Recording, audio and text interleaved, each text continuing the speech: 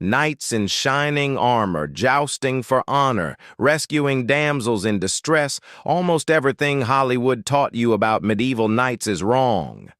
Today we're busting 5 knight myths that even video games still get wrong. Myth number 1, knights' armor was so heavy they couldn't move. One of the most persistent myths is that knights had to be hoisted onto their horses by crane because their armor was too heavy to move in.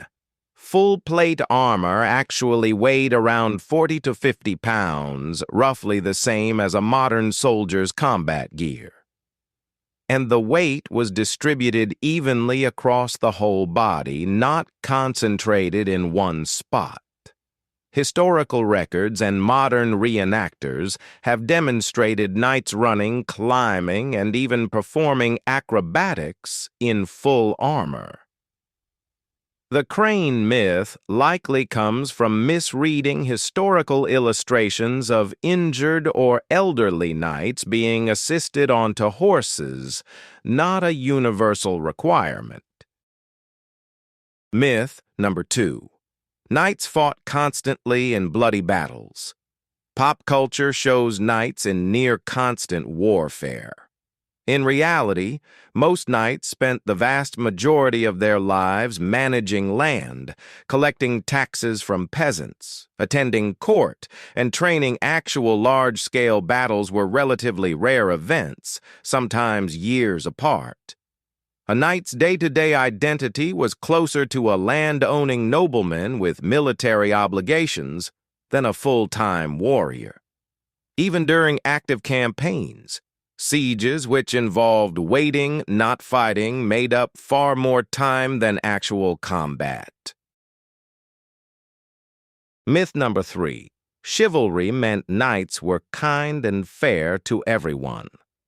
The romantic idea of chivalry suggests knights lived by a noble code of protecting the weak and treating everyone with honor.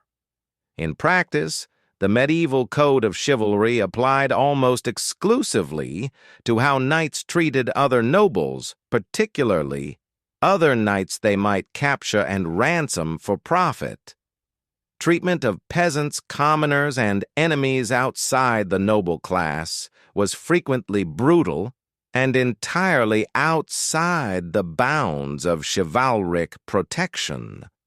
Chivalry was less a universal moral code and more a professional courtesy between members of the same social class. Myth number 4. Only men could be knighted. While overwhelmingly male, the assumption that knighthood was exclusively a male institution isn't entirely accurate. Historical records document a small number of women who received formal military honors comparable to knighthood, particularly in specific orders and specific circumstances, such as noblewomen who managed and defended castles during their husbands' absences on campaign. These cases were rare exceptions rather than common practice, but they complicate the simple "knights were always men" narrative taught in most textbooks. Myth number 5. Swords were knights' primary weapon. Swords get all the glory in movies, but a knight's primary weapon was actually the lance while mounted, and often a mace, warhammer, or polearm on foot.